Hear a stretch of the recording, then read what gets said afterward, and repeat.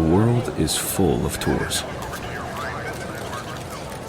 But you don't choose a Toyota truck to follow the beaten path. You choose it to find the places in between. The detours, where each adventure pulls you toward the next. And wrong turns turn out right. So why would you ever take a tour when you could take a detour? Toyota Trucks.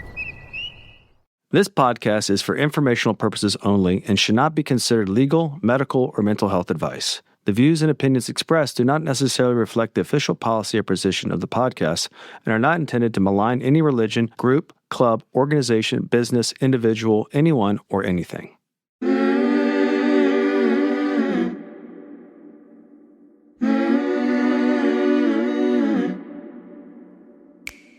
I'm Sarah Edmondson. And I'm Anthony Nippy Ames, and this is A Little Bit Culty. We woke up from a cult, and that journey was captured in The Vow on HBO and in my memoir, Scarred. Now, in this podcast, we break down the shame and secrets that make these experiences so destructive with honest conversations on how seemingly benign groups can cross into the cultiverse and how to spot and recover from trouble if it happens to you. Each week, we bring in experts, survivors, and whistleblowers to explore red flags, resilience, and even share a few laughs, because sometimes you gotta laugh. Subscribe to our Patreon for early and ad-free listening, some live Q&A, and exclusive content at patreon.com/alittlebitculty. Welcome to Season 8 of A Little Bit Culty.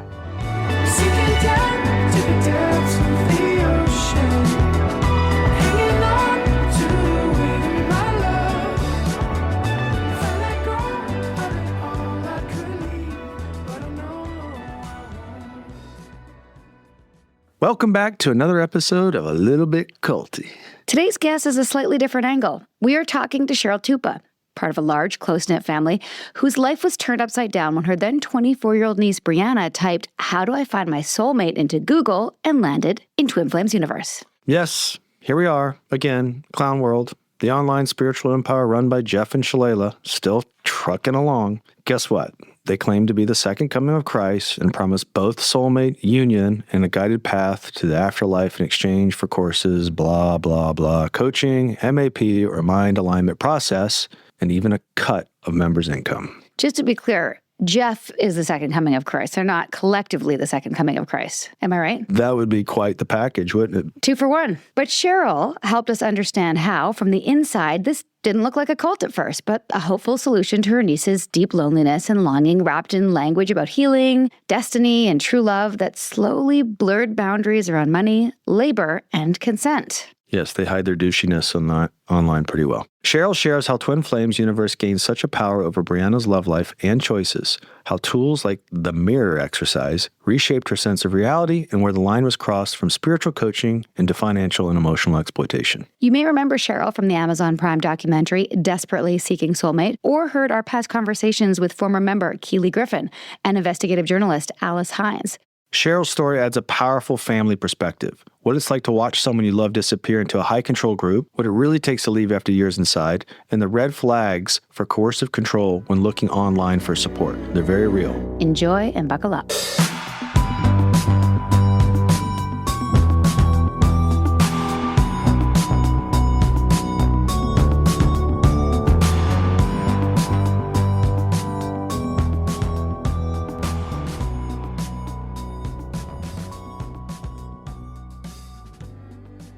Cheryl Tuppa, welcome finally to A Little Bit Culty. Thank you for having me. I'm thrilled to be here. We are thrilled to have you. Likewise. And this has been, I actually think it's been a long time coming because we've been in touch like around the time that we came out. Am I right? Or like 5 years at least? At least 5 years, maybe 6. Yeah. I reached out to you right away and you were so gracious, and thank you. I want to thank you because if You're it so wasn't welcome. for people like you that are willing to help people who are in this situation, we have nowhere to go. There's no experts out there. Right. And I think it was actually, now that I think about it, it was Sarah Berman who wrote the first article. Correct? I remember For that. Vice? Yeah, I remember that. Yeah. She'd written the article for Vice. Obviously, she wrote Don't Call It a Cult. Don't call it a cult. About Nexium. And she texted me and said, have you heard about Twin Flames? Can I connect you with one of the survivors' family members? And I was like, sure. And we spoke. And I think that was how I first learned about Twin Flames as well. So tell us your story. What happened to your niece? We're going to go through this journey through the eyes of her and your eyes watching her go through it. So yeah, what was your, like, how did you first hear about it? How did you know she was involved? Yeah, so if I could just lay the foundation of my family story, because this could be anyone out there listening to the podcast. And a little background, I'm in cybersecurity. I've been in cybersecurity for 30 years. I come from a large family, extended family. I'm the youngest of 5. We all live in New England. 3 sisters moved to the same town. We raised our 9 kids to the same school system. Briana was one of those children. Briana's my niece that got involved. We vacation together. We have pitch night. We're close. The other 2 siblings stayed in New England. We see each other all the time. And I say that because even though I'm a cybersecurity specialist and my sister's a cybersecurity specialist and 2 other sisters are nurses, we missed all of the key signs. Briana was 24 years old, very successful, had been really energetic and vivacious and a powerful singer throughout her whole life, really into music, went to school for music, became a high school teacher for a year, decided to go to Thailand for a year to teach English, came back and said, at 24, I'm not really sure I want to be a teacher. I love music. I got her into technology. She was thriving, had a boyfriend, moved out with friends and her brother and her boyfriend got a condo outside of the city and was really happy. And one night Googled, how do I know I'm with my soulmate? And it just took her down this rabbit hole. And we didn't know anything about it for a year and a half. We just thought she was doing online coaching. We thought it was harmless. They immediately inundated her with love and adoration and support. And she felt validated. And she got something that must have been missing somewhere in her life. And really, anyone at 24 questions things, questions their direction, who they should be with, what they're doing. And she just fell hook, line, and sinker. And we did not know until March of 2020, so a year and a half later, when the height of the pandemic, she showed up at my sister's doorstep with her dog and said, can you watch Mookie? I'm going to California. Her mother's a nurse. And she said, I don't think that's a good idea. It's the height of the pandemic. Everyone's shutting down. What do you mean you're going to California? And she said,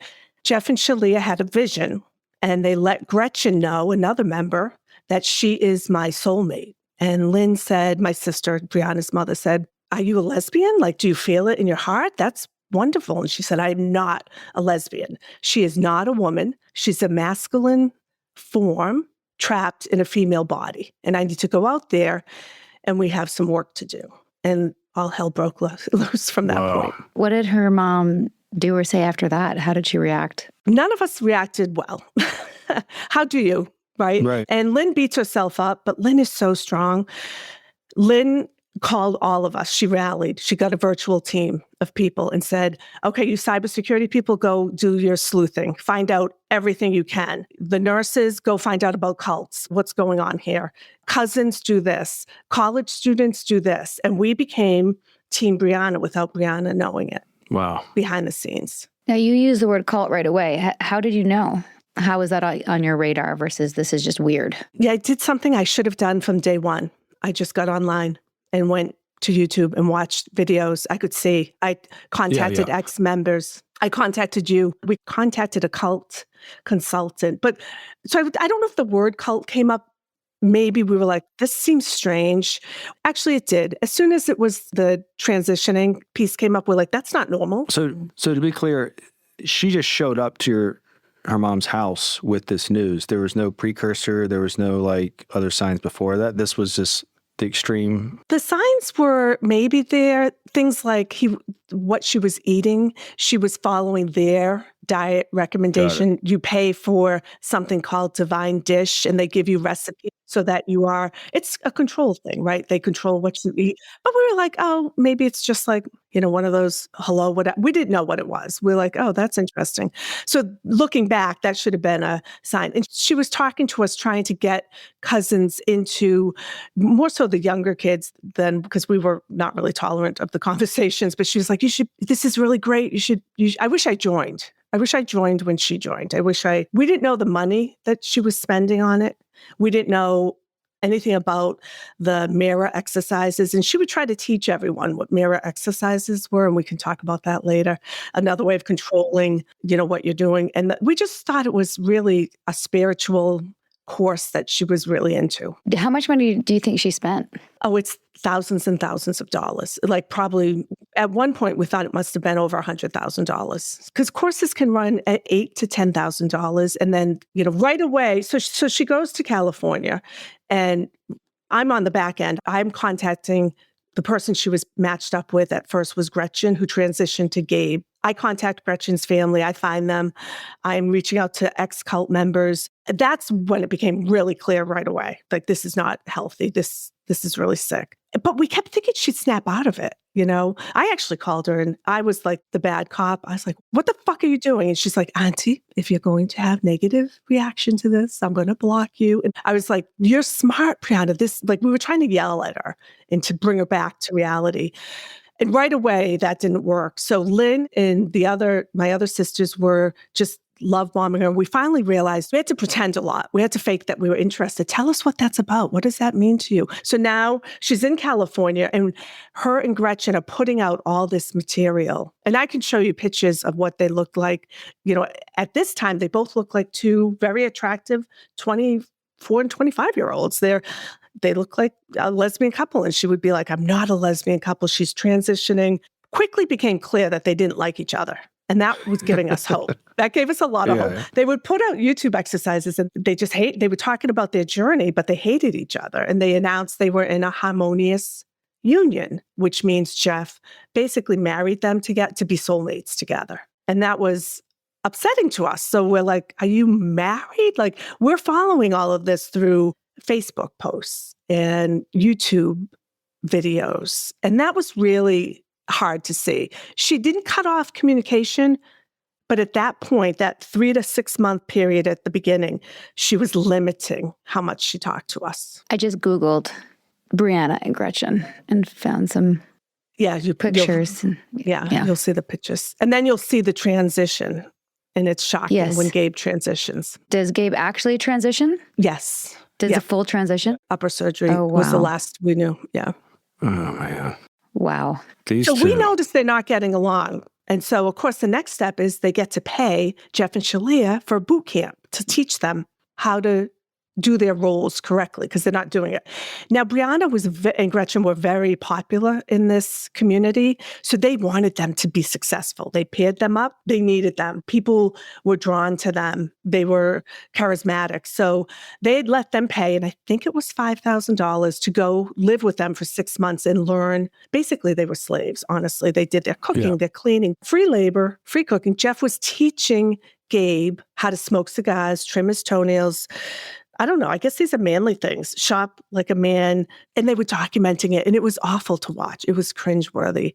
So when we were watching this, Briana called her mom and was very excited because Alice Hines was going to do a story from Vanity Fair. And so I reached out to her and I said, Alice, can you get eyes on Briana for us? I told her who I was. She was great. She called. She said, look, I'm going in with an open mind. I'm going to assess the situation. And I said, well, here are our concerns. Can you make sure she's not being abused? Can you make sure there's no drugs? Like, we just didn't know what the heck was going on. Right. Yeah, it's awful. Yeah. So she went in and then wrote this Vanity Fair article, and we were in touch with her ever since. And what was the effect of the article on the group and your family and for Briana, do you think? It was really interesting. Briana was so excited. Alice said she talked a lot. Gabe didn't say much.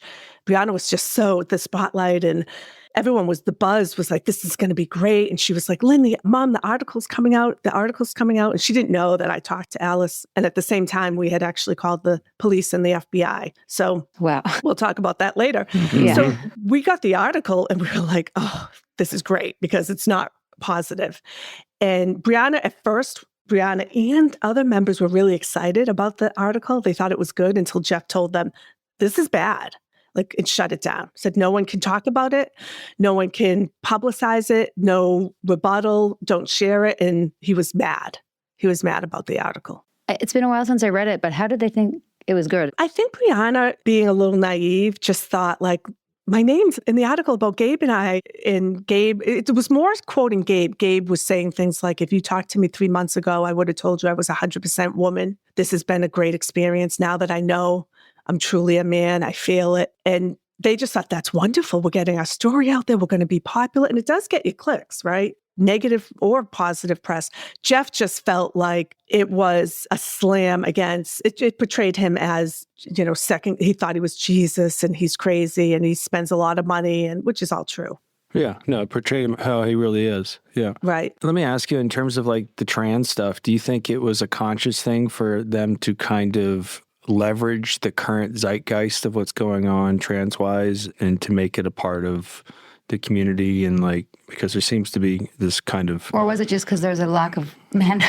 Lack of men. I think it's money. I think it's money. So they will take any train, any gravy train, the next gravy train, they'll hop right on. I think that people like Briana were getting fed up because they had stalked the people they told him to stalk, and it wasn't working. Because that's what he did initially was, if you think you have your soulmate, you just go no matter what. It doesn't matter if they're married, if they don't want to see you, they just haven't realized it yet. You have to keep at them and unblock the blocker that's there. So people were getting in trouble, right? The police were getting called. So the next thing was, it's been 2 years. These people haven't found their soulmate. You know what? Let's reverse. And 18 members transitioned. He had a vision for 18. That's insane. 18 members. 18 members transitioned because of his vision of seeing them in a different form. And this is all women to men? Not all, but 80 or 90%. I didn't realize it was so many. That's... God. Yeah. 18 people actually transitioned, did things to their body? At least took hormones. Not all of them Did do surgeries? but yeah. Wow. Wow. Wild. Okay. So, and give us a scope, like from when she gets involved to when she leaves and drops off the dog to the article. Like, what kind of time frame are we talking about here? So she joined, and a year and a half later dropped off the dog, and we're aware, then went to the compound 4 or 5 months later for 6 weeks. California. She went to live with Gabe in California, and the compound was in Michigan. Okay. And then eventually she went to Michigan? Yep, for 6 months, and then went back to LA. Okay. Went back to LA because she was kicked out, or under her That's own... where her and Gretchen lived. Okay. So it's an internship. It was an internship that they paid for, and they got to spend money on it. And then the ways they made money, it was really interesting. They sell courses, and they're always creating more online courses, and they encourage you to go into debt because poverty isn't real. And if you just manifest the money, it'll be there. Don't worry about it. Just buy these courses and it'll teach you how to make money. It's a win-win for you. Then they had the Divine Dish in 2017. I might be off. It might be 16. He decided to create the church, the Twin Flames Union, so that it's a big tax write-off now, and everyone's volunteering their time. Briana worked like a dog. Everyone works for him. So you work full time, and then you work and you build the website, and you create for them. You're always working for them, and it's abusive. If you don't, no matter what you do for them, it's not enough. And at this point, they all want his love and validation. They just want to be the one that he's saying, like, "Good job, Briana. You did it." And they have recordings of him because people that have left have screenshot or recorded information on him. So we've seen it. It's all out there. It's an article was published. It's not an article. It's a Canadian journalist, and her name's Avery. Oh, She's yeah. We heard. Did we you saw see her? Yeah. She's awesome. She did a great job. We reached out to her. Oh, you did? Yeah. Yeah. She came on my channel last Friday, and we went through her entire documentary and paused it and talked about what were they like. I was really curious about her interaction with him, and she said he's just so full of himself. My favorite part of that is the cutaways to her facial reactions after the questions. She cannot hide like how she thinks about him. It's so funny. I love that. And when he would stop and cry, and she'd be like, "Well, let's go." And he's crying because he loves Jesus so much that he's crying. So, and that was a rebuttal. So he reached out to her a year after we did the Amazon. And so a little background, my family was featured in the Amazon documentary called Desperately Seeking Soulmate, Escaping Twin Flames, and we're the Boston family. And then at the same time, Netflix did one on Twin Flames. So there were 2 documentaries that portrayed them for what they are. They waited a year, hired a PR firm, and reached out to the Canadian journalist and said, "Will you do a rebuttal?" And she said, "I won't do I'll do a documentary, but I'm going to do it based on, the facts as I see them." And they really still thought that they could find somebody who would do I was shocked that they let somebody like Avery, established That's the journalist, delusion, right? into their home. They called her and thanked her after it aired. They think it's good. They looked good. They do? They thanked her. They said, thank you so much for that. Wow. It was one of the most cringy Oh my God, it was brutal. pieces of media I've ever seen. I mean, it was well done. I'm happy she did it. I'm just saying cringy in regards to who they are. I think people know that. Okay, just to be clear. You say that. Yeah. Oh my goodness. Oh my God. Let's take a little break from the cultiverse. Here's a word from our sponsors.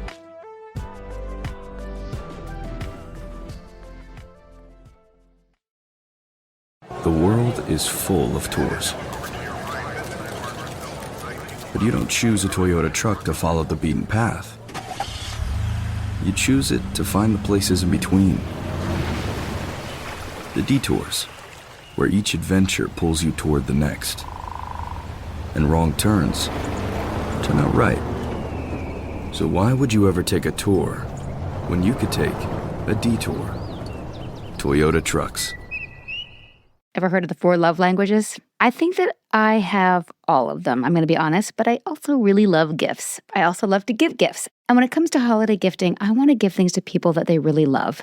Beautiful, timeless pieces that they'll wear for years. That's why most of the people in my life are going to be getting Quince this year. Everything is at a premium quality at a price that actually makes sense. When I say Quince has something for everyone, I'm not kidding. Just scroll through their website. You're going to find a gift for every single person on your list. You can even buy your Christmas tree on Quince. You can buy someone a brand new linen set for their bed, pillows, throw cushions, gloves, socks, jewelry, stocking stuffers. It's all at Quince this year. Check it out. And if you're going to dress up for the holidays, their silk tops and skirts are gorgeous. Everyday stuff? Oh yes, the denim chef's kiss. The real stars though? Italian wool coats, beautifully tailored, super soft, and built to last season after season. Everything is made from premium materials and ethical, trusted factories, but priced way below what other luxury brands charge. You can see it in the details, the stitching, the fit, the drape. It's elevated, timeless, and you'll end up wearing it on repeat. This holiday, Quince has your non-apparel gifting covered too, from home to bath, kitchen, and travel essentials. Find gifts so good you'll want to keep them with Quince. Go to quince.com/culty for free shipping on your order and 365-day returns. Now available in Canada too. That's QUINC.com/culty to get free shipping and 365-day returns. Quince.com/culty. Happy shopping and happy holidays. This episode is sponsored by BetterHelp.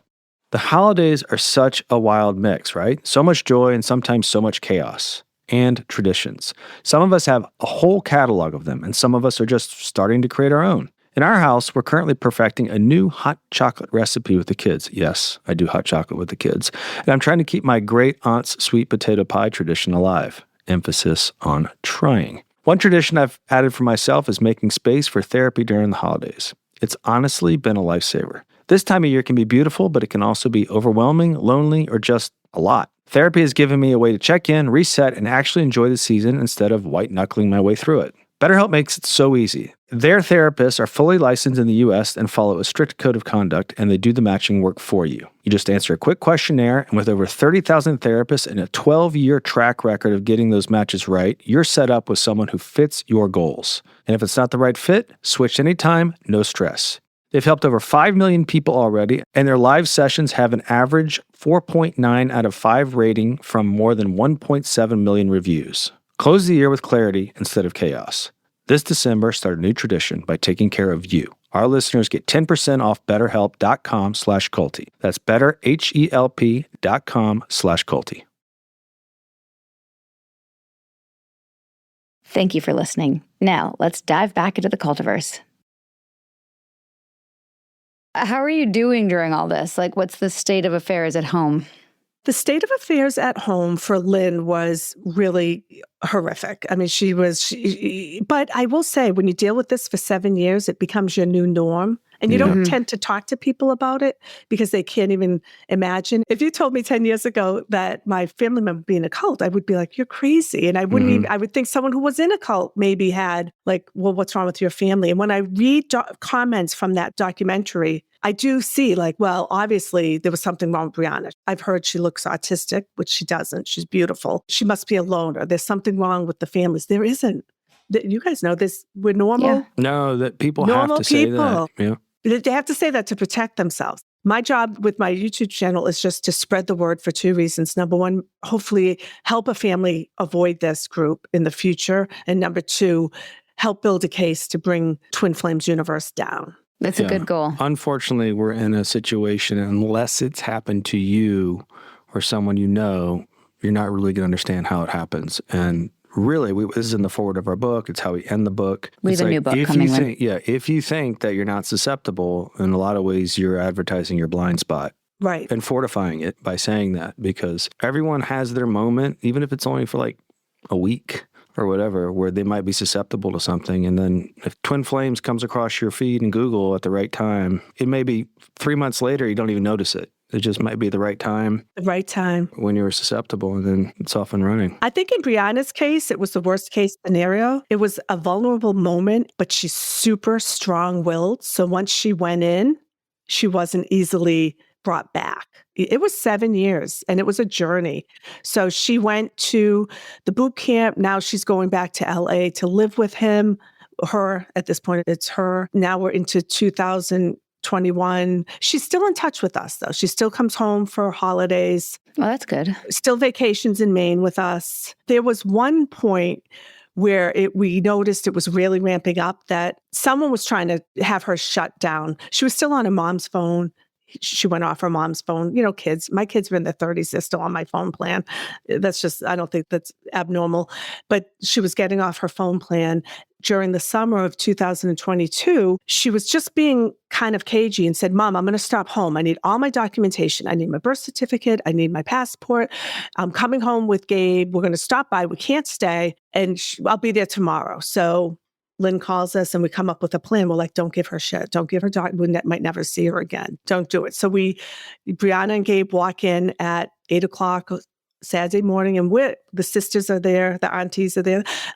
Like everything's normal. It's so good to see you. Oh, hi, Gabe. Nice. Welcome. Open arms. No, like we're just pretending at this point. Right. We don't even know what we're doing. We're talking to ex-members at this point who are telling us what to do, because we just want to lock her in a room and take her to a psych ward. Yeah.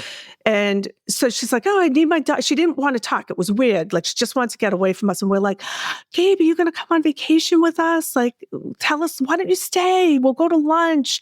They couldn't get away from us fast enough. And Lynn said, Briana, I can't find your documents. I think they're in the bank and they're not open.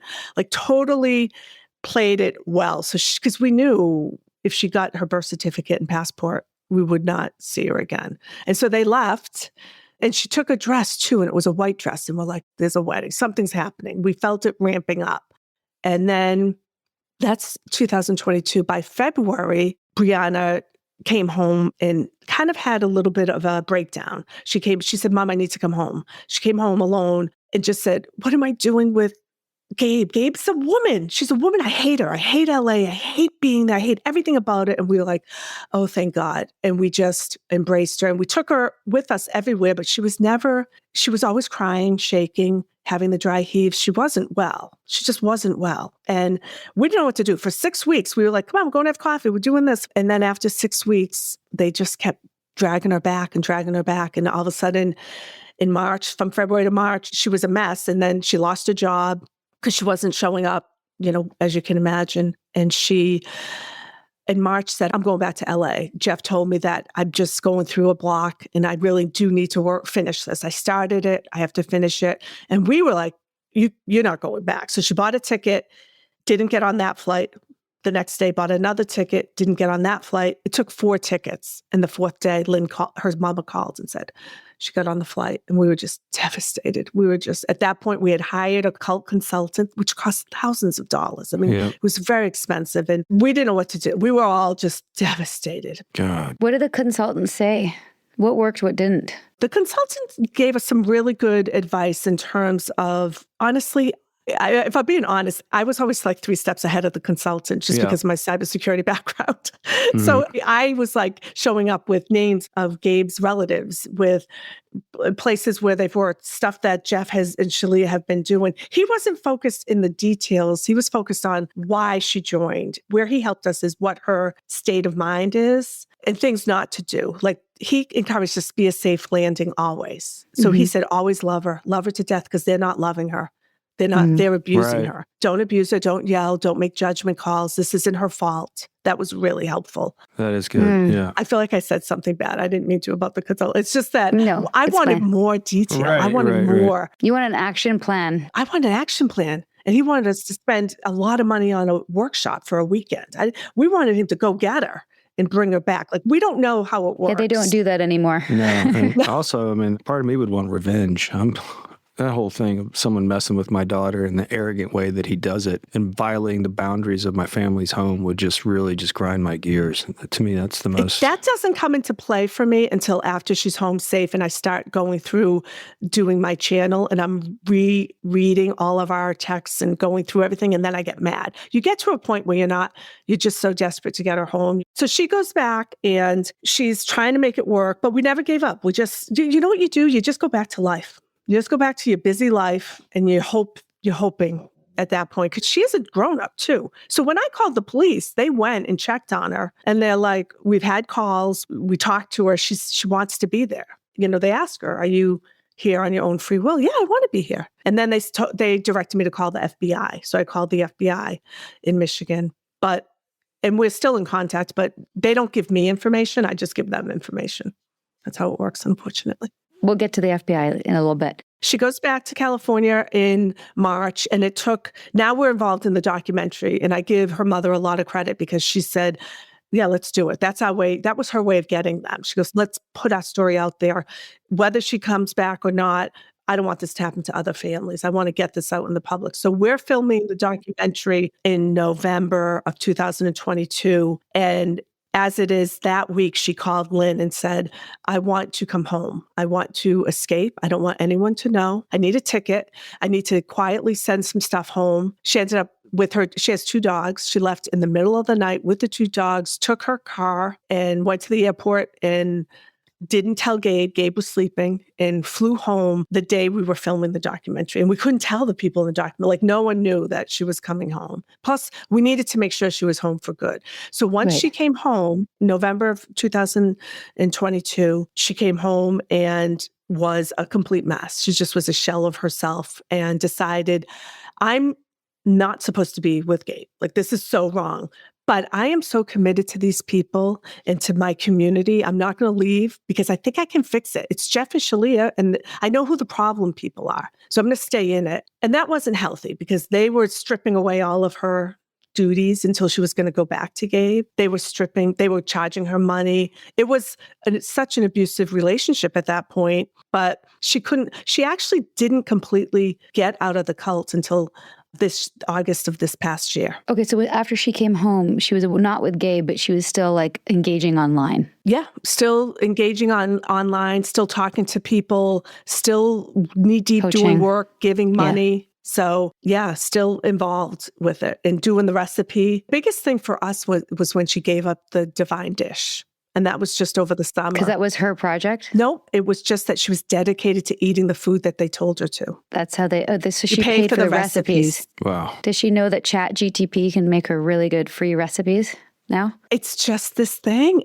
Yeah, she does. She does know that. So even this past summer on vacation where we go, she was paranoid at this point. She was like, Auntie, I want to touch you, but I don't want to talk. Leave our cell phones, let's go outside. She was convinced, and she still is a little bit, that they're always listening. And they know, like, they had this power over her where they were, if there's a room where there's, smart devices, she wouldn't talk. She just thought they were always listening. Just so interesting the way that, people look at our situation with Vanguard and they laugh that, he could have had any sway over any of us. And the way that we probably look at, Jeff and Shaleia, they're just, you know what I mean? And I judge and fully aware that people judge how we were swayed. You know what I mean? I judge too. He just seems like such a dweeby con man to me, in my opinion. Such a dweeby con. I mean, that's not even their real names. They're not even Jeff and Shaleia. Their names are something else, and they have nothing to do with their families. I mean, all red flags for normal people. but not people that get sucked in. How did she finally figure it out? Like, what was the final straw? Do you know? I want to say that it was, first of all, it really was always having a safe landing for her. She just always was surrounded by love. I know her mother, she did move out, and her mother said, "You are always welcome back into my home, but the cult never is. So you will never bring your laptop. Like, you will not do online stuff." And she was still, so she moved out. I think the biggest thing was she started to get back into socializing with other people. She wasn't doing that. She was only socializing with people who were members. As soon as she opened up her community to other people and her peers, we just noticed the difference in her. I just spent Thanksgiving with her. She's completely Briana. She's singing. She's great. And she knows I'm doing these podcasts, and she's happy. She's like, definitely do it. I can't talk about it. I can't watch, Auntie. I'm not going to watch, but I want you to do it, because she knows that it was really disrupt. She says, "I can't believe I spent that much money." I think it was hard to admit. It was hard to admit that she spent the money. She wasted 7 years, that people were right. Yeah. No, it's easy to be fooled. It's hard to convince people that they've been fooled. And that's kind of where hard. The pride comes in. Well, what was her last communication with them? I didn't ask. Yeah. So she's no longer in touch with them, though. You know that Not for sure? at all. Yep. Okay. And we know that because she told her mother. She just said, "I'm so," like, all of a sudden, one day she said, "That was crazy. Like, they're so awful. I have nothing to do with them." Like, she was done. She watched the docs? So what happened when we knew the documentary was coming out, all of the aunties that were in it, took her out. We had coffee with her, and we just told her. She was home at that point, and a lot of tears. She understood. She was so great. She's like, "I totally know you're doing it because you love me." And she kept having mini breakdowns. But what you guys don't understand is how powerful it is to be part of this. And I can't imagine life without it, even though I know it's bad. And I'm glad. So she was okay with it. They told her not to watch it. They were really mad that we did the documentary. And they told her she couldn't watch it, but she told me she did watch it. They being Jeff and Shaleia, Layla. Mm-hmm. Mm-hmm. Yeah. Or I don't know if it was, her coach was Chrissy, who was one of the second in commands. Chrissy and Jason. They're a powerful couple in the group. I don't know who told her. I don't remember them. I remember Keely and... it's been a while now since we deep dived onto Twin Flames, but... Chrissy came up with the mind alignment program. Oh, okay. You know what we never talked about, which we have talked about in our other episodes with Alice Hines and with Keely, is the mirror exercise. Do you remember that, Nip? Yeah. Yeah. Just for those of you who wish to go back to listen to the first one, I think I did my version of the mirror exercise with a terrible British accent, because I just thought it was I wasn't trying to make fun of it, but I was trying to show how ridiculous it is when you understand from a psychological level. You're essentially making gaslighting into an exercise where everything that you're upset about comes immediately back to you and how you are broken or a failure or not doing something right in your life. Is that accurate? Yeah, it's Catholic guilt. That's what I call it. Yeah. Original sin. When Briana kept telling us, "Just do it, but blame yourself." I'm like, oh, okay, that sounds familiar. I've seen this before. Yeah. I've seen this movie. Yeah. So the mirror, she would do the mirror exercise all the time. It would drive us crazy. We were like, that's not how it works. Oh, gosh. Yeah, that's not how it works. Yeah, we had our version of the mirror exercise too. I think most cults have some similar template to make that type of gaslighting part of the system. So it's like a thing. Was there any fallout from Jeff and Shaleia? Did they sue Lynn, your sister? They did not sue Lynn. They did sue a bunch of the moms. Okay. So I actually had a mom on my channel 3 weeks ago, Paula Cole. Paula's daughter joined Twin Flames, and she never heard or saw from her again. She doesn't know what country she's in. She doesn't know. 6 years, has not heard. And she's a twin. So Stephanie is the woman that joined, and oh my gosh, I'm escaping the twins' name, but they miss her terribly. And I had her on, and she's very vocal, and she was sued. It cost her $30,000 to just show up at court and have it thrown out. I mean, I wish she didn't even pay, because she probably could have just had it thrown out, but she was scared. And she was sued for being vocal and going out against everything. That probably wouldn't even happen now because there's so much on the offensive. I think so. Oh, she was in the Vice article, and they sued all the mothers that were in the Vice article and told their story. And that's all they did, was tell their story. Even cult podcasts need sponsors, everyone. Check out these must-haves.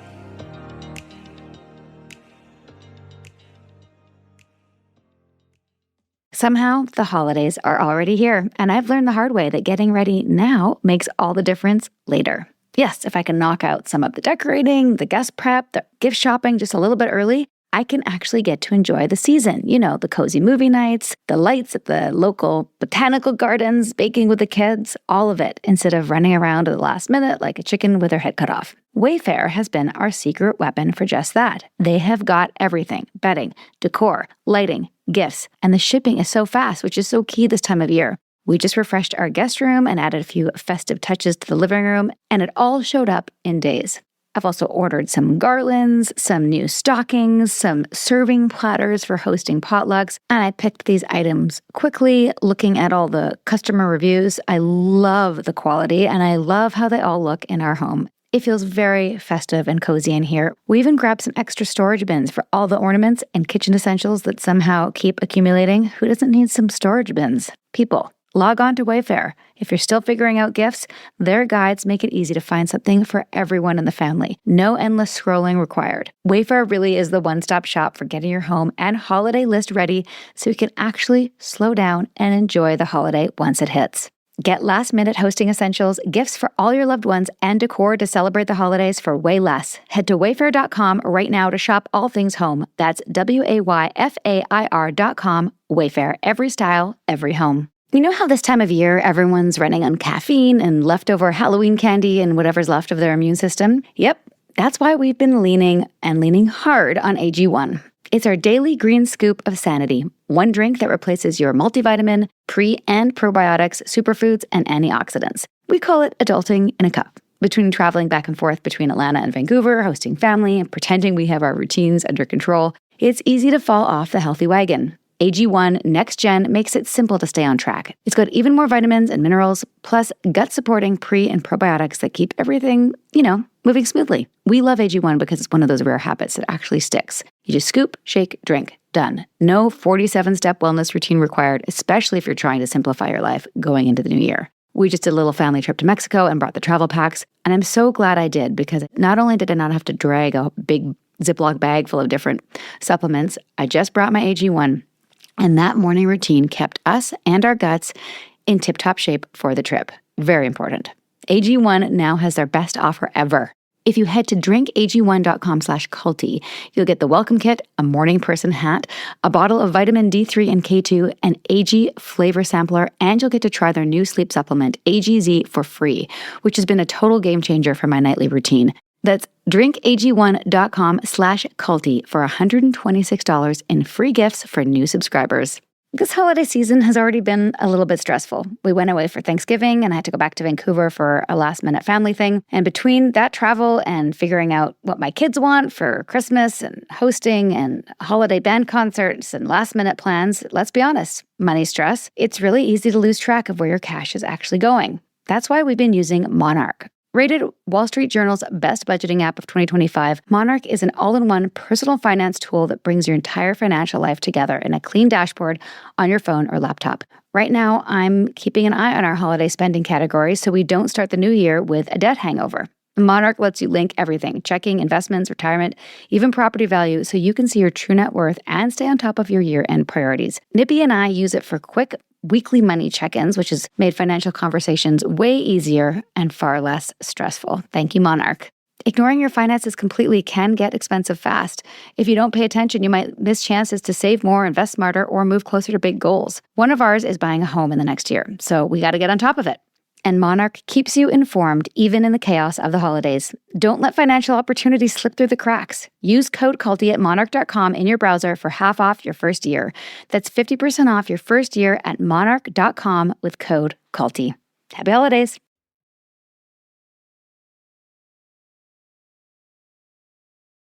Sponsor break's done. Now back for more culty stories.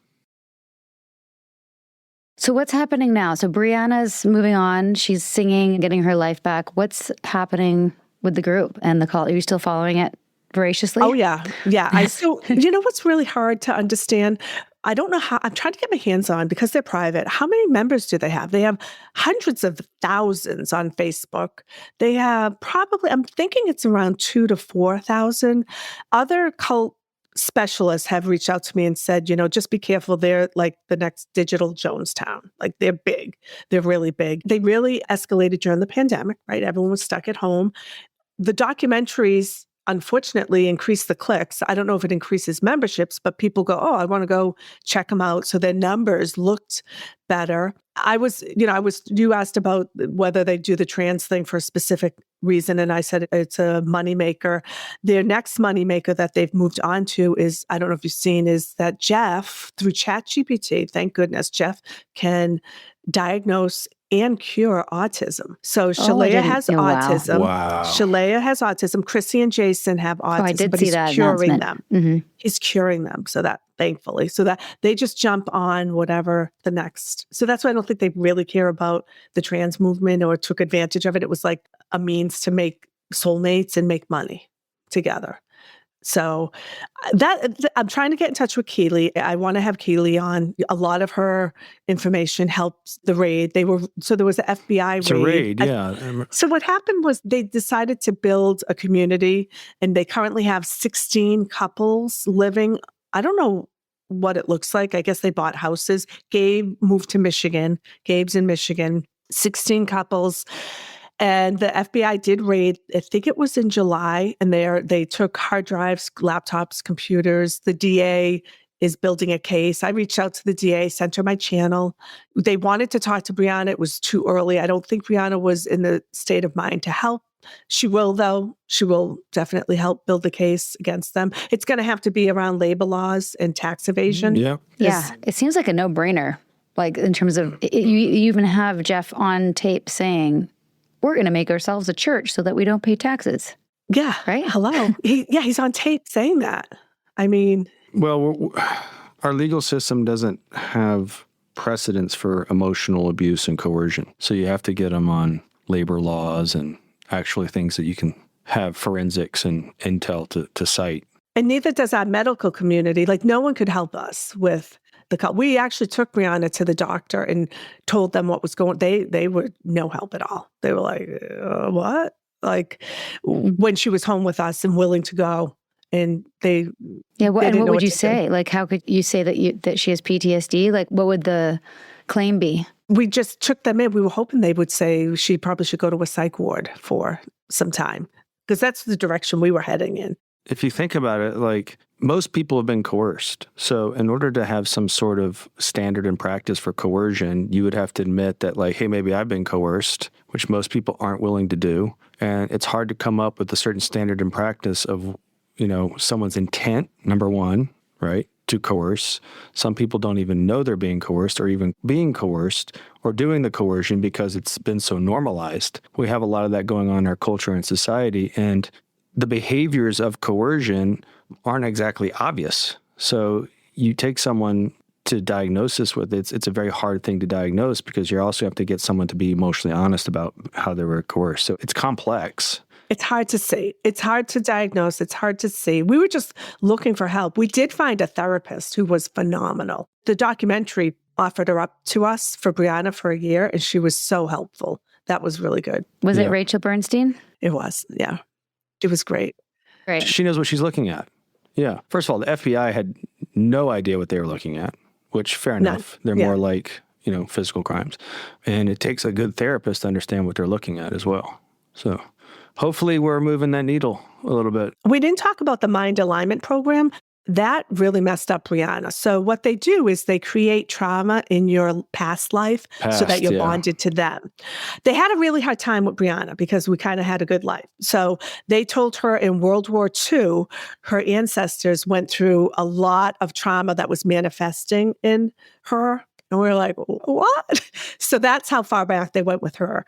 And the mind alignment program is like the mirror exercise on steroids. And they just kind of get you in a meditative state, talk about the trauma, and you pay for it. You're a mess afterwards. I do feel like it took its toll mentally on her. And that was one of the reasons she was staying, was as soon as she started doing the mind alignment, we just saw her personality kind of change a little bit. Was it like meditations? How are they bringing people back to the past? I'm just so curious what they were doing. I don't know the details. I'll have to ask her someday. I didn't want to ever talk about it because I just have no tolerance for this bullshit. I know. It's so infuriating. It's so infuriating. But she would start to do it to her cousins a little bit, like, Maddie, that's because so-and-so in our lives, and they would you weren't held when you were a baby. That's what they're telling me. And then of course, Maddie's mother, my sister, was so mad. I held her plenty. Like, they just make things up. I have photos.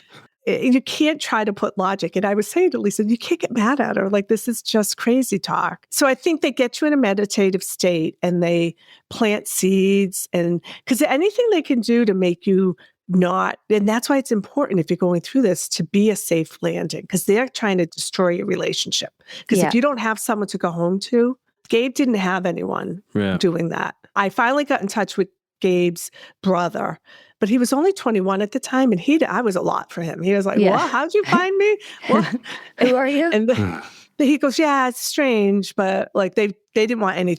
They didn't want to intervene. Yeah. They didn't want to intervene." By the way, we had Rachel on as a guest, and we did I a whole lot. listened. She was great. Yeah, and that's definitely the point that she taught us, and is in our book as well. Is be a safe place to land. Just keep that lifeline.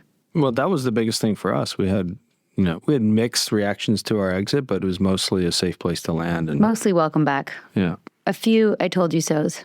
Yeah. But fair enough.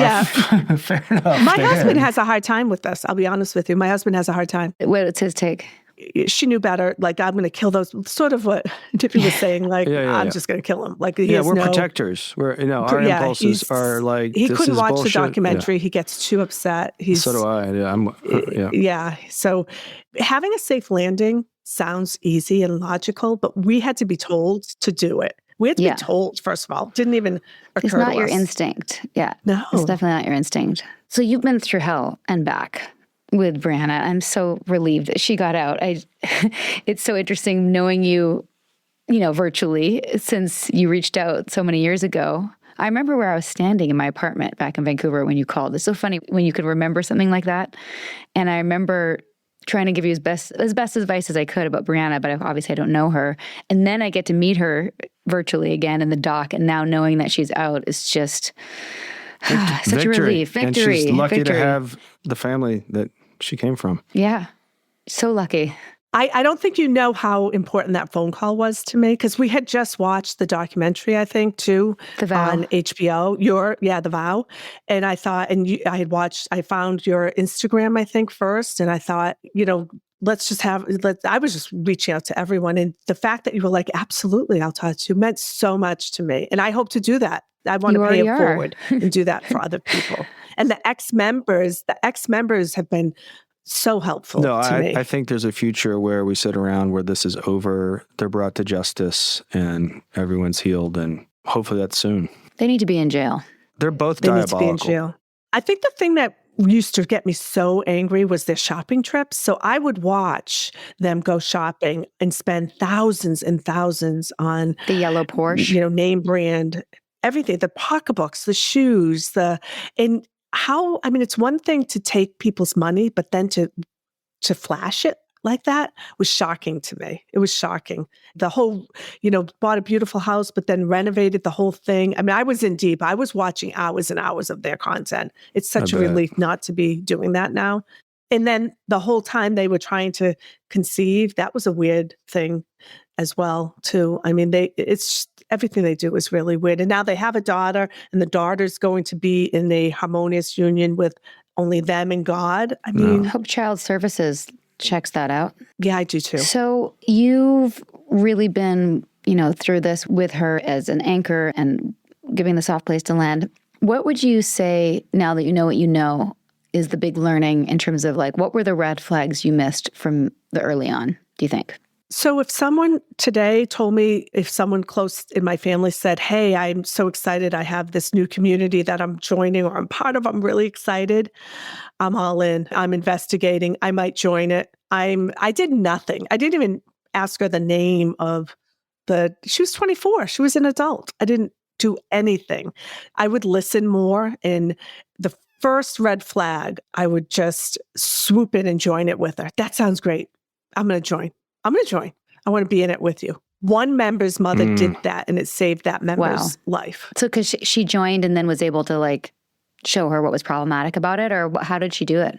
Together, they were able to see it. She never pointed it out. She just joined and was like, yeah, we're going to do this. We're going to do this. And then they would talk about it. And then she was just able to bring the reality of how crazy it was. And that person I talked to a lot when she got out, and she helped me a lot too. But she said, I'm so grateful my mother joined because we just were able to see. Cheryl, my mom joined, took some classes, mostly just to make sure I was okay, but also fell asleep through most of it. Yeah, she was asleep most of the time. So I was like, well, you're not doing the work. You don't really know. She was bored. I'd like to ask you, what do you recommend we do for Briana now? Because she's so freshly out, and we feel really good that she is truly out because she is denouncing them and she's back to her own self. She's dating. She's doing all the things. You said she loves music, right? Loves music. She's a singer. I would get her to go deep into something that she knows and she loves, and that she can have a relationship where she's actually having an interface with something, that she loves and that she can control and ground herself in. To me, that's in nature. That's great advice. There's actually a couple podcasts that I recommend. I'm blanking on what it's called right now, but I'll put it in the show notes and send it to you. But it's about art as therapy post-cult, in terms of helping you using art, and in this case, music. But definitely we'll send you our book for her, because I think there's a whole chapter on healing, and we cover therapy and education and maybe just in nature. That was Stephen Hassan's advice. Find something you love to do and remind yourself of it. I think that was a Stephen Hassan. I think so too. Yeah. Yep. We have a lot of different little things in there that different people have shared with us, but I would say, it just really depends on the person. You just got to gauge it, because for us, self-education, like watching the other documentaries, Blood Country, although there's problems with that, but Buddha Field, Going Clear, The Vow, like watching things that aren't her cult, I think if she's open to it, can be really impactful, because the template's the same, the process of abuse is the same, all the tactics are the same, and they can go, that's what happened to me. It'll humanize her own experience. Yeah. You know what? When The Vow came out, she watched it with other members, and they were like, oh, that's so different. That's not seeing people say work. Like, she didn't see it. We saw the similarities. We were like, oh, this will be great. She's going to see it and she's going to identify with it. She didn't at the time, but I will recommend that maybe she go back and revisit that now. Yeah, she wants to have a conversation with us, not on the podcast, just in general. Thank you. Thank you. As soon as she's ready, I will make sure she has the bridge to anyone who's willing to help her. The biggest thing that we tried to debunk is it's not an intelligence thing. Yeah, that's annoying. I hear that. Did you feel like it was your fault? Because that's what I want people to know. Like, that's the one thing Paula on my podcast was saying. I said, what would you say to your daughter if she could hear you? She's like, it's not her fault. Like, we would love you. But I'm afraid that Briana might think it's her fault. I think with time, she'll figure that out. I never felt it was my fault. Like, I just felt like I bet on something wrong, and I was making decisions on a false premise, and a false premise that a lot of other people could see. And I was arrogant in my dismissal. I call it, I was confidently stupid in my pursuit of it. And I don't ever begrudge myself for the reasons that I got behind what I did, because I did it for what I thought were noble purposes, until it was revealed to me that they weren't. And then I made the pivot. So, and if you don't have to look far to see a lot of smart people making bad decisions on a false premise. That's going on at a rampant clip right now, right? So it's a very human thing. Everyone's susceptible, and we're living in a time where it's rampant because of social media. Your cult is disbanded, but there are a handful of people who are still loyal to Keith and think that we had got it wrong. They're pretending.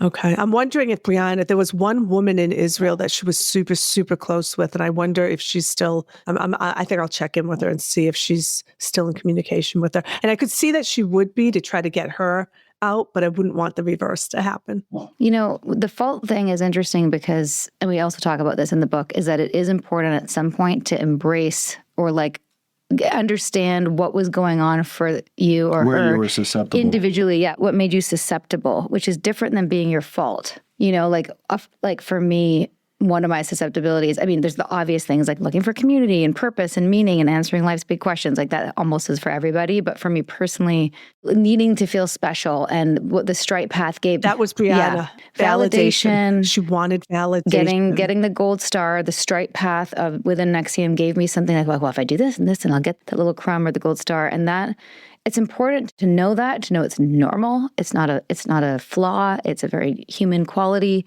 But to understand it, and so you can like learn to heal it, because otherwise one tends to join other things and cult hop. So that's really the advice that I can share with you. But I'm happy. Is there anything else that you wanted to ask us since we're talking before we wrap up? Are you still in touch with people who were part of that community? Not a ton. The people that I was close with before and the good, the solid relationships I made during, the people who like were my actual friends, not cult friends, I'm still in touch with. Wouldn't you say that? Yeah, here and there. Yeah. No, I worry, I guess, about any PTSD she'll have in the future. PTSD is real, and everyone's got their own timeline. There's no like, oh, it should be here, then you don't have PTSD. And there's, our even interactions with that has been completely different. And I think I'm over it, and then something else happens and I get another hit. But there's things you can do, like help her just do things to regulate her nervous system, whether that's nature, yoga. For me, I take a hot bath with Epsom salts every night. That's like my routine. I have a lot of routines. That helps me. But everyone has their own set of things. But have her try them. It's hard. She's an adult, but we want to make sure that she has the connection for that. How old is she now? She just had her birthday last week. She's 33. Well, in my opinion, 24 is not an adult. Maybe 30, right, maybe 33 right. is, but there's a being age adult and then there's actual adult. Well, and she's lucky to have you. Yeah, she's so lucky. Her family. Yeah, she's lucky to have her family. The whole family was just great. Lynn did a great job assembling. Even her, we even called her college roommate who had no idea what was going on. We got a good virtual team of people that had different roles to reach out to her at different points to, make sure that we were constantly staying connected to her. Crazy that you think you have to do that. Well, Yeah. Jeff and Shaleia didn't have a chance in a lot of ways because you guys were doing what you were doing. And they didn't know that probably, so. No. If they happen to be listening to this, what would you want them to know? You didn't get Briana. But listen, I'm a huge believer in karma. So you will get yours. You will get yours. Yeah. And anything I could do, more importantly than Jeff and Shaleia, if there's anyone out there who's part of Twin Flames Universe or part of the family, reach out to me. Cyberchick Boston is my YouTube channel. Reach out to me. You can feel free to put my email in the show notes. I want to be the support system for you that the other ex-members were for my family. That's awesome. That's great. And if there's something that I would say would have been helpful for us is a place where information could be posted that wasn't salacious, like just straight data that somebody who's questioning could read and not be like, oh, well, that's just, the media doing its thing, right? So if that's something that you could do, we'll definitely put your email in the show notes. And any final message anything you want to share that we missed? No, I think we covered everything. I really appreciate it. I'm going to continue this journey. 7 years went by so fast, and I'm unpacking a lot of it. And I put together a timeline, and I have so many text messages and screenshots, and it makes me angry again. Because you with it for 7 years, you're not angry all the time. You you can't even casually tell people like, oh, my niece is in a cult and blah. It's too much for people. They're like, oh my gosh, that's so much. So I'm not stopping. The journey has just begun now to see this through to the end. And, we have a lot to talk about. We have a lot to unpack. Take care of yourself, too. Yeah, Don't forget that. Any punches that we can help you throw, we'll help you throw them. I appreciate it. Thank you so much for having me on. Yeah. Of course.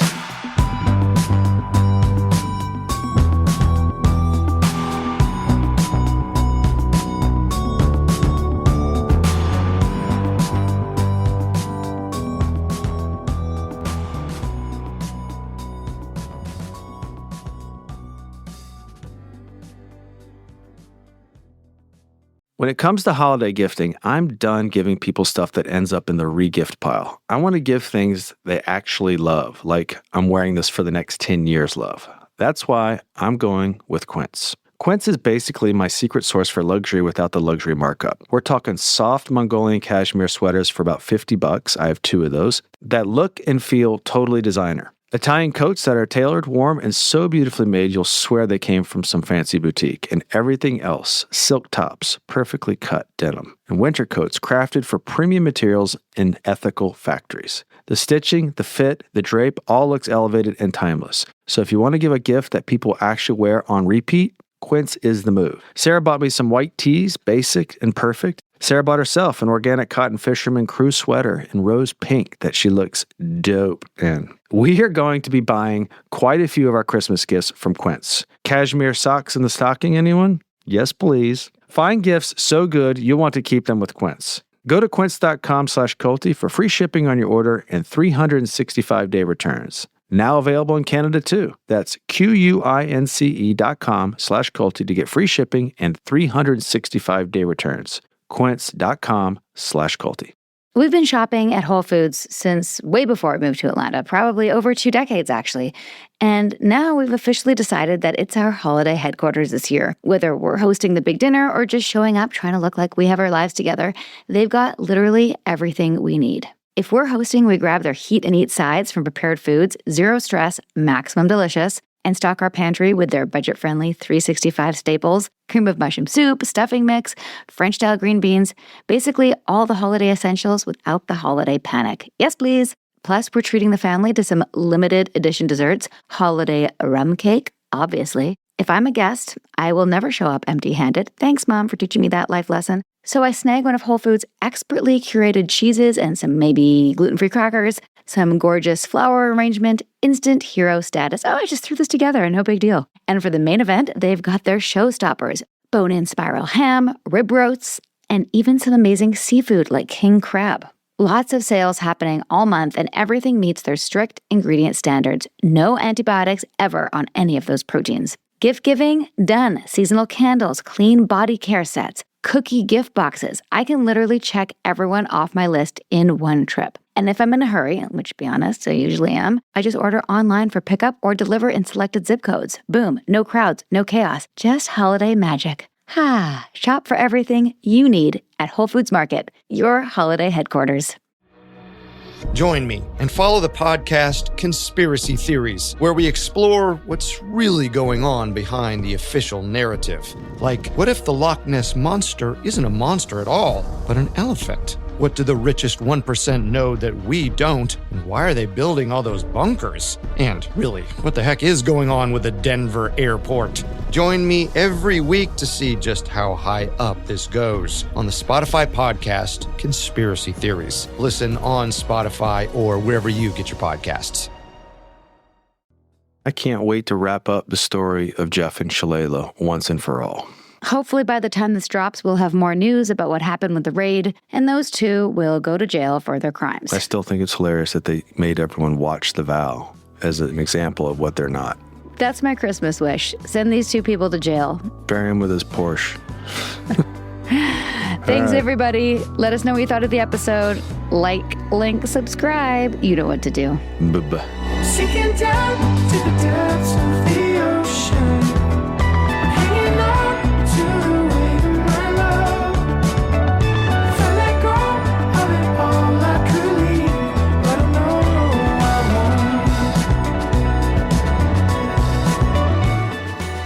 won't. We hope you're enjoying A Little Bit Culty. If so, please do show us some love. Drop a rating or leave a review. Hit subscribe on Apple, Spotify, or wherever you listen. And subscribe to our Patreon at patreon.com/alittlebitculty. Even better, send this episode to someone who needs it. Maybe they're in a cult. Maybe they're just a little bit susceptible. Or maybe they just love a good story. Spread the word, spread the love. Thanks for listening, and see you next time. A Little Bit Culty is a Trace 120 production. Executive produced by Sarah Edmondson and Anthony Nippy Ames in collaboration with producer Will Rutherford at Citizens of Sound. Our co-creator is Jess Temple Tardy. Our production coordinator is Leslie Dinsmore. Writing by Sandra Namoto and social media marketing by Eric Swarzinski and Brooke Keene. Our theme song, Cultivated, is by the artists John Bryant and Nigel Aslan.